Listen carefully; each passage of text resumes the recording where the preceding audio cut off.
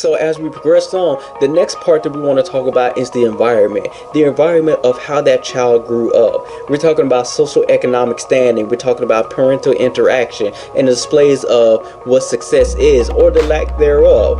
When we talk about social economic standing, we're talking about the lifestyle. We're talking about how much money the parents make. You know, whether you live in a nice house, drive a nice car, wear nice clothes, or whether you live in Section 8 housing or government provided housing, and if you're on welfare or things of that nature. That plays a part in how a child will grow up and how a child's mind will think. Because if the parent is thinking, oh well, the government is going to take care of me, I don't need to do anything else extra, the child is most likely going to think about that. Or either they're going to flip to the other end of the spectrum and say, I don't ever want to have to rely on anyone to do anything for me, I'm going to do it myself. And they will develop that type of behavior and mentality to where they won't trust anyone because of that nature. So then they tend to only care about themselves and take care of themselves, and that tends to sometimes bleed into a selfish behavior. And again, as a young man, these are some of the traits that you can start to see displayed as they grow up. Again, some of the other type of things that will affect you is the parental interaction. How do parents interact with the child? Also, how do the parents interact with one another? If they're yelling and arguing at each other all the time, the child is going to grow up with that kind of reservation or that want to not engage in hostilities or engage in conflict, if you will, because they're so used to seeing it, and it scared them as a child that as they grew up with that kind of fear of, I don't want to be a part of any confrontation, so I'm just going to avoid it. So they tend to be passive in nature and not really be assertive as they need to be. Again, if the parents didn't interact at all, that's the same thing that could have its own effect. Again, if the parents weren't just there at all, there was only one parent in the household, well, that child could grow up having a type of resentment towards their father or mother, whichever one wasn't in the household, and tend to project that onto other people, or maybe just that not having that parent in the household will begin to permeate throughout all different portions of their lives. Again, we're talking about displays of success or failure that goes back to the parent being in the home and being back in how the parent interacts with the child and with one another.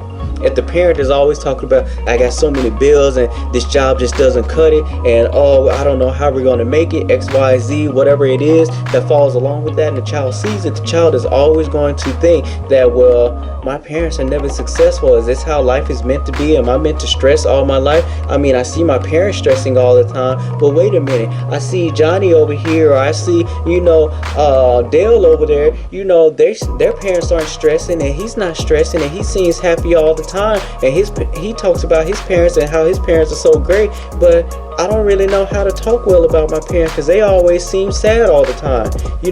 That type of mentality, that's how young kids tend to grow up.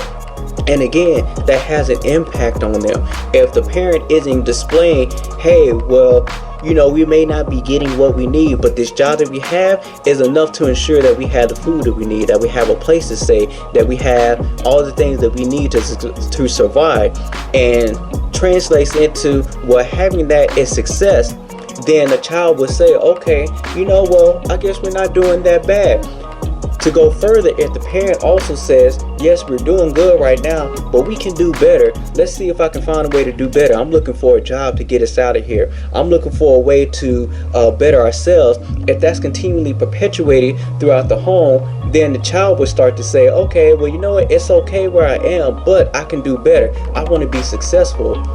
Then that gives them an image of saying, or even just a mindset of, the level that I'm at isn't necessarily the level I want to stay at, because I know that there are greater levels that I can aspire to. So again, that all goes back on the parent, making sure that they raise the child the right way.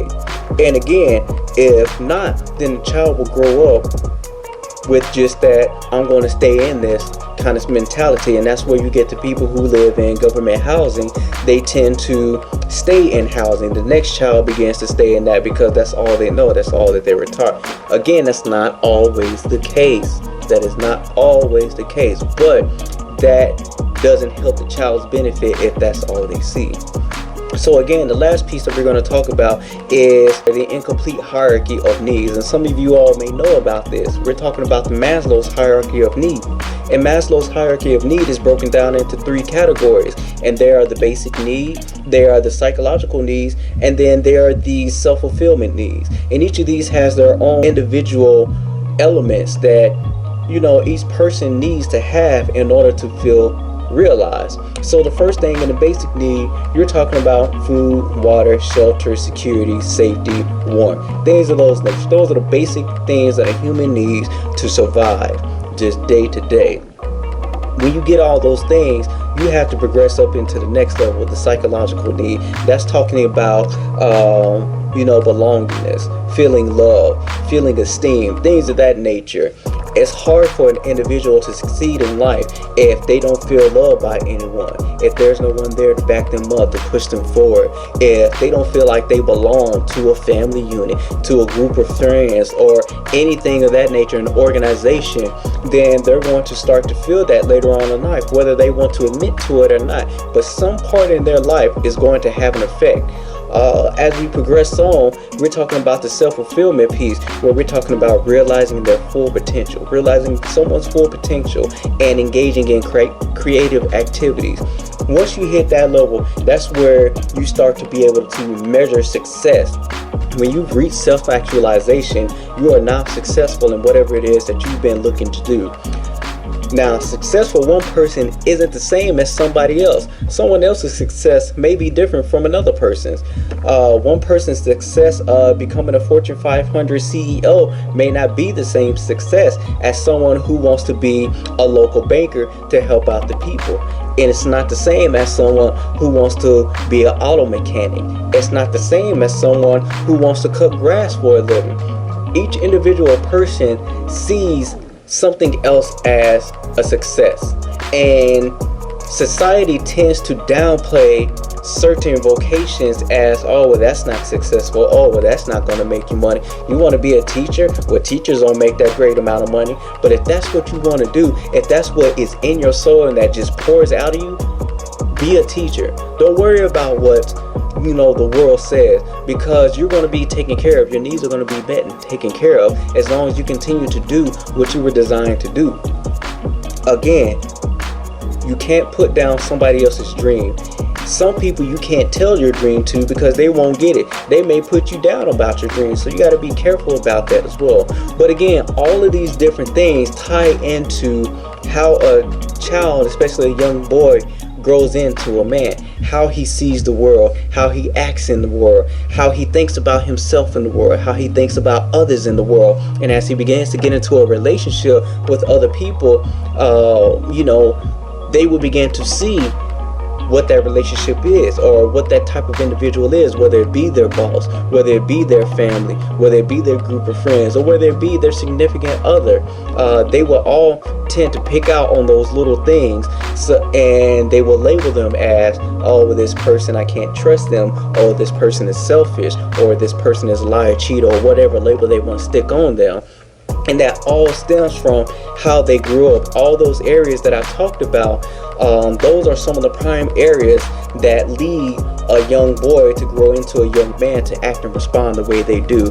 So now when this boy is a man and he's engaged with a woman and he's not fulfilling the woman's need, now all of a sudden we have this phrase of, why is it that this man was great until I needed him to be great? Oh, he was great, he put on a good front when I first saw him, but now that he has me, he's acting this certain way that doesn't make sense to me.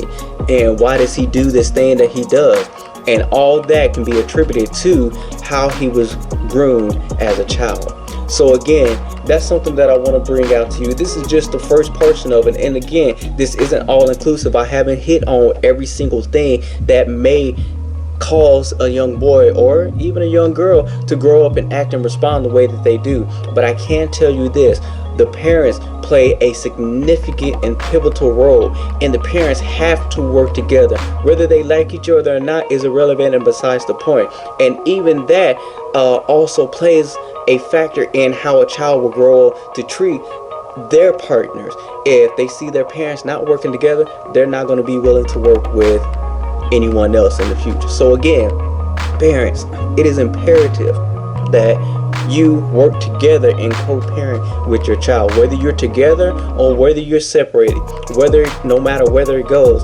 You all need to work as a team. You all don't need to bash each other in front of the child, and you all need to show that you're a cohesive team whose end goal is to raise up the child in the way that they should go, so that they can be successful throughout the rest of their life and accomplish what they need to do.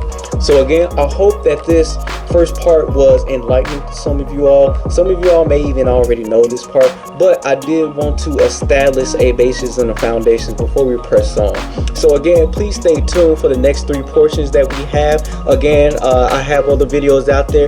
Check them out. Come check out my channel. See what else I got going on. And again, I thank you and appreciate y'all for taking your time to be with me during this series. Remember, this is Tuskegee 87, aka Michael Joe Daddy, back in the spot with you all. And I'll remind you each and every time to straighten up and fly right. And also to remember that you got the power to make it do what it do. So go ahead and get it done. Alright, I'm out.